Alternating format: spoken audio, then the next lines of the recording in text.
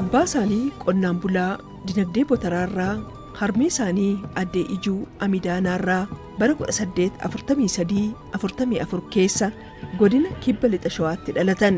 Ijoollummaa isaaniirraa jalqabee nama waa hubachuu danda'u, dammaqoo fi si'ataa akka turaniif umrii dargaggummaa isaaniitti gara waraanaatti akka seenaan waa'ee isaanii barreeffame ni agarsiisa. Bara jireenyaa isaanii keessatti biyyi keenya Itoophiyaan dippiloomaasii gaarii akka qabaattu, saayinsii siyaasaa qaroomaa ta'e akka qabaattu, sirni haqaa murtiin dhugaa irratti hundaa'e akka jiraatu nama gumaacha guddaa taasisanidha. Moggaasni maqaa abbaa malaa jedhu sababii dhimmoota irratti mala kennuu danda'aniif isaanii kennameera. Jeenaraalota Oromoo 11 injifannoo Adwaa milkeessan keessaa isaan tokko. Maqaan maatiin isaanii kenne Qusee Dinagdee, boodarra kan ittiin waamaman Fiitaawuraarii Habta Giyoorgis Dinagdee. Maqaan farda isaanii Abbaa Machaal, maqaan masoo qaban Abbaa Malaa. Jaboo keenya har'aati.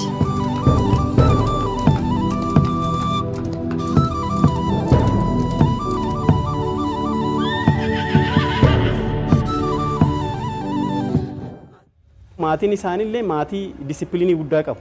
Warri Qusee Dinagdee kun Oromoo naannoo Macaas naannoo Dandii kana. Maatiin isaaniillee maatii disipiliinii qabu. Maatii guddaa keessa akka dhalatanidha kan kaasu jechuudha. Qusee Dinagdee goobanaa daacee lixa shawaa kana keessatti karaa ammayyaa kanaadha. Amboorraa kiiloomeetirii 30 siin jedhu kana jedhu bakka adda addaatti dubbatama. Innaa achiitii nama 3 ta'aniitu booji'aman. Ijoollummaa isaaniitirraa jalqabanii nama guddaa maatii guddaarraa dhalatanii kan ijoollummaadhaa jalqabanii akkamittiin akka gaachana qabatan, waraana akkamitti qabatan, akkamitti waraana keessatti injifachuun akka danda'amu, istiraateejii fi tarsiimoo waraanaa bakka adda addaatti ijoollummaadhaan jalqabanii shaakalaa kan turanii fi shaakaliin isaanii kunis kan fuuldura isaanii jireenya isaanii keessatti kan bakka guddaan isaan ga'e ta'uusaa kan agarsiisu jechuudha. Goobanaan hin hooggane malee goobanaan harkaan qabee yookaan immoo booji'ee miti kan qabee harkaan qabee goobanaadhaan hoogganamee deemu loltuutu jira. Loltuun sun fudhateetu biyya manziitti gara Minjaarti geessee jedhama. Achitti dhoksaatti manuma keetti horii akka tiksuuf fakkaata. Booddee Minilik dhimma kana bira ga'anii isa boojite fidi jennaan fidee dhufe. Gaafa fidee dhufu isaan immoo fuudhanii Ankoobaritti Dajjaazmach Walda Tsaadiqitti akka achitti guddatu gashan. Achitti guddata jechaan akkuma ijoolleen sa'aatiksee guddatu miti. Illee injifama. Haalattiin bulchan namas haa ta'u qabeenyas haa ta'u. Haalattiin jireenya hawaasummaa, jireenya hafuuraa akkas akkasittiin guddifame. Itti Xaayituu fi Minilik isaanii wajjin turan jechaadha. Amanamaa ta'uu isaaniirraa kan ka'e akkuma riippablikaanii ta'uu isaati. Gabayyoo fi isaantu ture. Amanamaa ta'uu isaanii baay'ee beekamoodha. Musaanati sirna sanaaf baay'ee amanamoo turan jechaadha. Achi deebi'anii ministeera ta'anii. Habte Goorgisiin immoo gara bulchiinsaatti fidan. Bulchiinsa sanatu bulchaa jiru lolichi Adwaannaa ka'u achiiti bulchiinsa siin jedheera qabeenyas waan bulchuuf waan beekuuf Habte Goorgis faradoota galaa lolaaf ta'u 600 fe'ee lola Adwaa kana geesse. Isarratti Minilik baay'eetti gammadan. Xaayituun illee bishaan dubartii 100 bishaan gursiftee madaa'ee irraa dhiqxee waan dhuguuti Xaayituun illee achitti. Inni kun immoo nyaata keesse.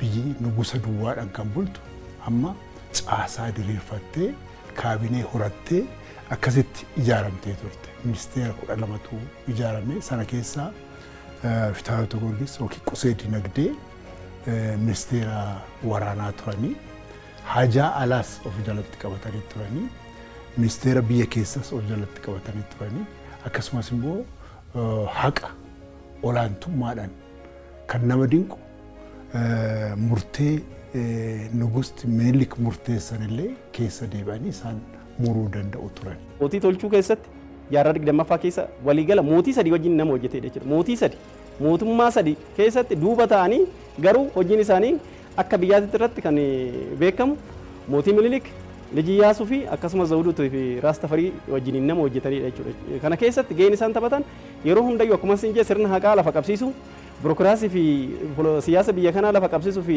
biyya ijaaru wanna biyyaaf ta'u waan isaan yaadan sana waan yaadan sana lafarra buusuu fi biyya bifa sanaan kallattii saniin qajeelchuu bakka murtii barbaachisutti murtii haqaa kennu keessumaa immoo kan isaan beekaman keessumaa dirree waraanaatii fi istiraatejii waraanaa bobbocuu keessatti beekamu jechuudha. Atsee Minilik baay'een turre inni dhukkubsatanii waggaa 6 eega du'aniin booda jiru jedhaniiti amma aangoo beeta mangistii sirreessanitti icitiidhaan qabaniiti. Icitii bara kanaa waggaa 6 qabachuu hin danda'ama rakkoodha qabataniiti tursiisan. Tursiisanii booda beeta mangistiin yeroo sana hamaa ture, Iyyaasuu ture, Zawdituu ture, turte, Haayila Sillaasee ture kana jidduutti aangoo kursi ishee 4 kiiloo kanarratti baay'ee wal dhabiisan ture jechaadha. Sana sirreessanii biyyo diigamin, uummanni diigamin malaan keessaa baaniit Tafarii Algaa Waraash akka ta'u godhanii. Sarkaan sammuun isaanii ol kaa'adha jedhee yaada. Sarkaa sanitti nama biyyi kun akkamitti turuu qabdi, impaayerri kun akkamitti turuu qabdi, biyyi kun biyya taatee daangaa ishee kana kabajchiiste akkamitti turuu qabdi jedhanii sarkaa isaatti waa yaadanidha malee ofii isaaniitiif faayidaa aangoo barbaachuudhaaf fuulduratti ba'anii mootii kiingi jechuu kanallee jedhamu kanallee hin barbaadu. Kanarraa ka'eeti jechuudha. Bakka dirqama isaanii kenname keessattis olaantummaadhaan baay'ee dirree waraana kamittuu istiraatejii bocataniin mo'atanii deebi'u. Saniin booda immoo bakka impaayera kana keessatti makamuu qaba. Kan akka isaa utuu har'a jiraate lolichumtuu wal dhiibuun hin jiru. Dhugaadhuman siin jedhan. Ani akkuma ogummaa koottis immoo politikaal saayinsiidha meejarii kanan godhanii Diskiloo Yuunivarsiitiidha. Riisarchi metodolojii naan godhu Itoophiyaa keessa kan jiran keessaati waraanatti bambanuu miti. Sistamiitti nama bulchanitti malaan bishaan waaduu isa jedhan kanatti Haftee Giyoorgis haadha warraa isaanii illee hamma heerumsiisanitti bara. Maali nama humnaa miti jedhaniitu akkamittiiniti nama bulchuu akka danda'an akka gorsan akka seera qabeessummaadhaan immoo kennan. Haayila Sillaasee fi Fitiraal Giyoorgis baay'ee waliin galan. Garuu biyyatu dursa jechaadha. Biyyatu dursa biyya kana kan ceessuu danda'u isa jechuudhaan isa gara aangootti Algaa Waraash godhanii achi immoo gara nubusaatti akka dhufu godhan jechaadha. Babal'ifannaa mootii Minilik lafa bal'ifatu wajjin qabate sabab sablammii adda addaa waraana keessa kan turan san keessatti hirmaataniiru. Imbaaboo irratti hirmaataniiru. Imbaaboon akkuma beekamu dirree waraana mootii Minilikii fi mootii Taklaayimaanoo gidduutti gaggeeffame. Achirratti injifannoo guddaadhaan keessa baatee oduu isaan keessa jiraachuu baatanii dhugobanni keessa jiraachuu baatee Minilik jechuun hoomaa miti. Minilik jechuun hoomaa dhugaas dhuguma dubbachuuf taanan. Kanaaf isaanillee Minilik kunillee abshaalummaadhaan isaanitti fayyadama. Isaanitti maal jettan isin jedhee isaan dhaggeeffata. Waan isaan jedhan san hojiirra oola malee kan Minilikii miti. Haftee Giyoorgis hattuudhaafis tsadadha. Hattuu keessumaa waa tokko lama utuun sii kaaseeti hattuudhaaf inni aangoorra ture sana xaaliyaaniin tokko biyya Eertiraadhaati gaangoodhaan dhufe. Difeensi ministeerii naasofsiisaa jennaan itti ergaa gaa jedhee Minilik ergeen dhufee jennaan Haftee Giyoorgis afaan hin dubbatan malee barreessuu hin danda'u. Hin baranne baay'isuu kanan argeen hin baranne. Jennaan walitti difeensi ministeerii sana jedhe xaaliyaaniinis galee ta'a Minilik hin taa'u maannoo Haftee Giyoorgis. Amma waameetu maa inni callume ta'a ani soo callume ta'a kottu mee kottu namni afaanii itti jennaan maalati ittiin jedhe ati maali ani immoo makalaakaa ministeeriidha ani immoo ergameen dhufeedha. Maal gaafatta maal si gargaaru jedheen Haftee Giyoorgis. Asmaraadhaa kaasee hamma Danaatti kiiloomeetirii meeqadhaa jedheen. Jennaan gaangee ati maaliin dhufte na gaangoodha jennaan luka meeqa kaasee fas geessee si'a meeqa tarkaanfattee jennaan kun hin danda'amu jedhee dhiisee sokkee. Boorana deemuudha. Uummanni Boorana yeroo san gadaan bula ammas gadaan bula. Abbootii gadaa Booranaa kanallee isaanitti dhiyaate aanaanis Oromoodha jechuudhaan fudhannaan fi akkaataa isaanitti ofitti qabatan haala gaariidhaan akka turedha seenaa keessatti kan hubannu. Saniin booda yeroo tokkotti karaa amma naannoo Macca jedhamu lixa Shawaa kanaa fi amma qabadhu walumaa gala naannoo Macca jedhamu kai Boorana akka bulchan yeroo tokkotti illee ta'e jechuudha. Nam dandeettii akkasii qabu baay'ee yeroo ammaa kanatti yeroo sanii miti yeroo kanatti argachuu nama rakkisa. Gaaffitaa biroo Haftee Giyoorgis kan adda godhu mala isaaniiti, obsa isaaniiti. jabina isaaniiti. Amma sagalee irratti Nugus Mikaa'el wajjin wal lolanii lola sagalee isaan hooggani. Lola sagalee isaan moo'atee lola cimaa ture. By the way, lola Adwaa caala namni keenya achitti dhume. Sagalee irratti dhume. Lola Ambaaboo fuuldura lolle ture, duubarra turanii lola Ambaaboos lolaniiru. Sanaan booda lola naannoo kana jiru hundumaa gaggeessaa turan akka ittisa waraanaa makkalaakaa ministeera ittisaatti jechaadha. Kuni adda isaan godhaa Boorana isaantu mo'aa ture. Mooyyaleedha amma Gidoolleetti isaantu mo'aa. Achitti immoo qoonsiilaa qaba ture Ingiliziin karaa Keeniyaatiin. Biyyattii bee qircataniiru miti qoonsiilaa qabu sana karaa sanaan bal'ifachuu barbaadu turan karaa Ingiliziitiin. Ingiliziin isaan Keeniyaan waan isaan jala turteef sana malaan dippiloomaasiidhaan karaa adda addaatiin mo'ataniiti biyyattii kan dhaabanii jiraachisan jechaadha.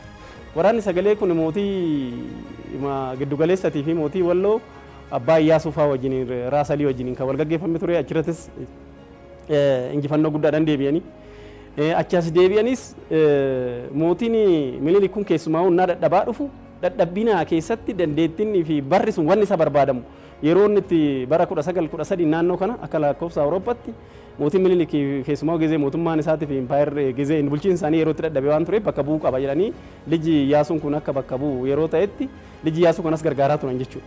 Saniin booda hin taane taanaan immoo waggoota sadiin booda maaltu ta'ee Tafarii Raas Tafarii kan jedhamu Nugus Haayile Sillaasee kanaaf zawuduudhaan akka bakka buusan dudduubarra ta'anii jechuudha. Argitee biyyi kun akka turtee deemtuuf akka karaarra buutuuf isaantu maal godhaa fuulduratti ijoollee kana fuulduratti jara kana fuulduratti baasaa ture jechuudha. Argitee akkanatti kana bobbocaa turan jechuudha. Ofii isaaniitti aangoo qabachuu hin dadhabne yeroo sanatti wanni isaan dhorku hin jiru. Yeroo Minilikis ta'e Minilik mataa isaaniitiin isaaniin mari'atu isaantu isaan qajeelche jechuudha. Abdi Giyoorgis kana isaan qajeelche jechuudha. Saniin booda warra kanallee akka aangootti dhufan godhan jechuudha. Aangootti dhufanii akka isaan fuulduratti ba'an zawudituun akka fuulduratti baatu. Yeroo isaatti ijoollee ture waan ta'eef Raas Tafarii Nugus Haayile Sillaasee kan kara fuulduratti hidhamu kun ijoolleedha waan ta'eef wal gargaaraa deemu jechuudhaan warri kunillee duwaal monarkii akka ijaaraman kan ta'an tolchaa fi gocha arkitektummaa Abdi Giyoorgis dinagdeetiin jechuu hin dandeenya jechuudha. Abbaa malummaasaa addanuma garuma jibaatinaa miicaa maana taasise karaa walisoo kanadha. Jabbii tokko hatee namichi tokko. Jabbii hatee jennaan jabbiin sun nama biratti argamte. Jechaan jabbiin hatamte argamte. Abbaan jabbichaa dhaqee dallaa sanatti keessatti argee jabbiin waan kootiidha lakkee ani gabaadhaan biteedha walta karaa karan. Achitti murtaa'e Abdi Giyoorgis bira dhufee gabaanya yookaan sabbareedhanii gaafa dhubbumaa jennaan jabbii koo kunuu anuma ankee miti naan jedhaa garuu na ragaa warri ba'anii kan saatii jedhanii na didee jedha. Okey jennaan jabbiidhaa jennaan jabbii achitti fidaa jedhaa. Atis haadha jabbii fideedha. Kana booddee jabbii dhoksanii achi jiru. Amma haadha ishee lamaansee taraa baasanii dallaadhaa fidan. Gaafa fidanii gara jabbiitti erganii isheen tokko jabbii funyaan ishee dhiitutti kaate. Jabbii ishee kan biraa haadha ishee kan biraa fide gaafa fiddu jettee dhadheetu arraabbatte. Ante leeba jedheetu isee sana namichicha sana hidhee gara feedu. Baay'ee dhagaa maayilleen sitti himu Abdi Giyoorgis abbaa malaati. Tarsiimoo waraana kanaatti nama boca keessaa tokko isaanii.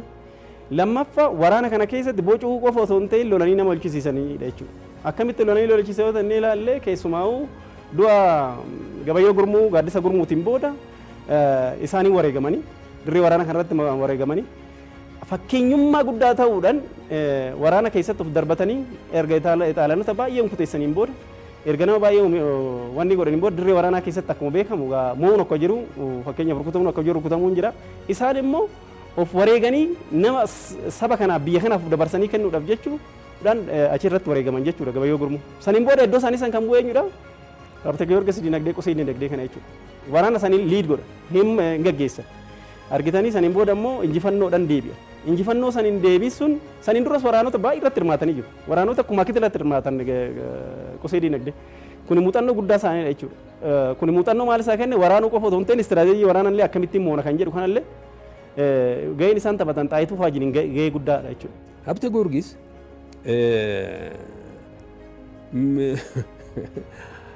loltuu Ingiliziitu Keeniyaadhaa ba'aniitu gara dabuubiin kun yookaan kibbi kuni bosona jedhan si'a sana hin deemu turan utuma deemanii gara Hawaasaan ga'anii fardarra taa'ee deema warri gurraachi kuni fardarraati intinaadhaan wanciifoo kamaa isheen xiyyiidhaan rukutaniitu faranjichi hin kufa. Fardi karaa dhuferra baqatee deebi'ee gala Keeniyaatti. Gaafa galu Keeniyaadhaan ilaalanii fardi dugda gubbaa dhufe. Barbaachisaa faana fardaa dha'aniitu dhufan. Si'a dhufanii namichi du'ee ciise. Achi isa kaasanii fuudhanii galanii Naayiliidhaan baasanii biyya Kaayirootti erganii Ingilizii dhaqee owwaalamee booddee Viktooriyaan Queen Viktooriyaan jedhamtu suni mootiin Ingiliz Minilikitti intina ergiti delegeeshinii ergiti kunoo biyya Hawaasaa nama kootachitti dhiigni isaa dhangala'ee kanaafi nama kootiif eega dhiigni dhangala'ee biyyi sun kan kootii Keeniyaatti dabaladhaa itti dabda xalaa barreessitee fidde Minilik bira dhufe Minilik abbaa malaa naa barbaada jedhee abbaan malaa hin dhufee hin dubbifamee fi naan ookee jedhee haa ta'u ammaa fi keessummaan kun haa buluu borga nama chilootitti dhiyaatu jedhan. Amma abbaa malaa wajjin dubbisanii innaan gaafa dubbisanii ilaalanii marri kun salphaadhaati jedhee abbaan malaa maal goonu dhiiga isaatu ganname miti marri kan keenya mootiin keenya ilmi Tewoodiroosoo Alamaayyoo Tewoodiroosoo Londanii irratti dhiigni isaa gannameera. Nuyi Londanii nuufa kennanii ofiimmoo Hawaasa fudhatanii kana deebinsaa jennaan. Abbaa malaa koo jedhee kanumaan ganama gaafanni akkuma Keenyaadhaatti nu fakkaachuu fedheetu Ingiliziin suni jilbeenfatee gadi jedhee qooma'ee fi dhaabate. Jennaan maal gaaffiin kee egaa akkuma waan haaraatti fakkeessanii hin dubbate kanadha. Bakka baay'ee gaariidha. Baay'een jaalladha. Hawaasa barbaaddanii na fuudhadha. Anis immoo mootii nafseenumadha waliin caalu. Mootiin keenya ilmi isaa Alamaayyoo Tewoodiroos London irratti nu jala gannameera dhiigni isaa isa muunuu kennaa kaa'e. Jedheetu garasii gadana ilaalee faranjichi ofirra galagalee ba'ee sokkee. Ingorsu maaltu ta'uu qaba kan jedhatti ingorsu bakki haqni dabelletti illee haqni dhumaati illee akka isaan murtii kennan karaa isaanii dhufa dubbiinii jedhama. Seenaan keenya kan nu barsiisu seenaan barreeffame waa'ee isaanii jechuudha. Argitee waan isaan murteessan sun keessa deebiin qabu argitee wanni sana isa dhumaati murtoo isa dhumaati fi akkaataa itti qaama keessan murtoo keessa deebiin qabne kennu irratti. Sagalee irratti Nugus Mikaa'el hin booji'amanii dhaqanii dandi Ambuutti hidhamani. Waggaa 2 turanii gabnummaa isaanii immoo kan laaltu innaa dhukkubsatanii kamalee du'uudha jedhan biyya sana keessatti akka boqonni gara Finfinneetti biyya isaaniitti akka galan taasisan. Lu'ul Mangashaa Siyuum Mangashaa achitti hidhaman. Ilma Nugus Mikaa'elis achitti hidhaman. Raasaayiluun innaa Haayile Sillaaseedhaan wal lolan fuudhanii achitti danditti qe'ee isaaniitti hidhaman jechaadha. Haroo Dambalii irratti haroo Dandii irratti hidhaman arfan kun dhugaa dubbachuudhaaf diifaaktoo waan jedhamu jira. Diifaaktoo mootiidhuma biyyaa turan Habte Goorgis. Siyaasa biyya kana tolchuuf biyya kana ijaaru keessatti eenyutu fuulduratti diba'uu qabaa eenyutu turuu qabaa waan isaanitti fakkaatu fi Itoophiyaa ceessuu danda'a jedhanii yeroo itti yaadatan keessatti waan isaan irraa hafan jiru waan dhuma raawwatan jechuudha.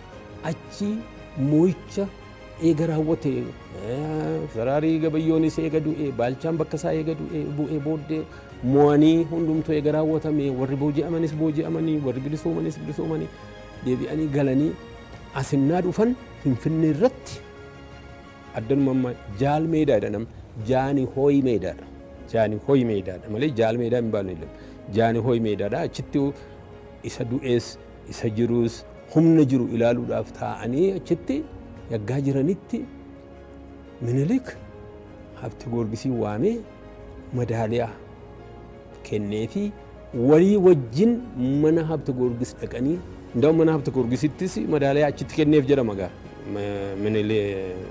Minilik achumaatti difeensi ministeerii yefee godheen eewun amma gaa kun 1888 keessa kan ta'edha kun achitti Habte Goorgis amma mootii Habte Goorgis Minilikiif makalakaa difeensi ta'e Minilikitti taanee Liji Iyyaasuuf illee isuma ture ልጅያስ ቦደለ ዘውዲቱ ፊት ላይ እስመቱ ቱሬ ዘይዱቱ ቦደለ ኃይለ ሥላሴ ፊት እስመቱ ቱሬ ዋኑን ዱማ ከነረቲ ሀብቴ ጊዮርጊስ ሚኒስቴር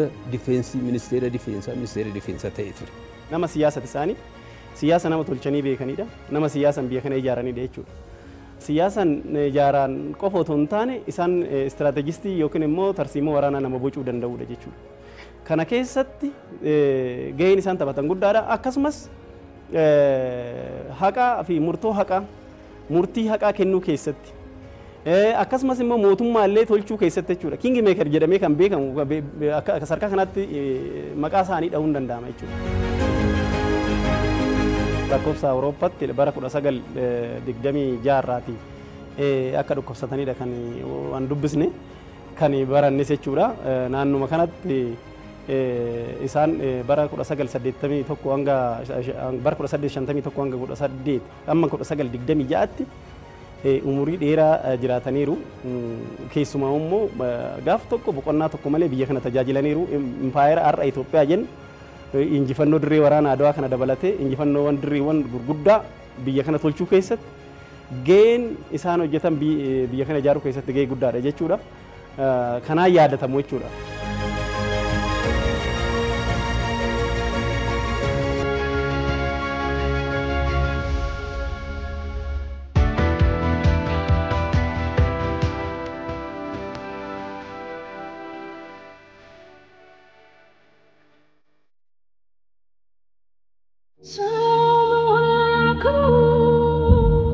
እንኳን ለ129ኛው የአድዋ ድል በዓል በሰላም አደረሰ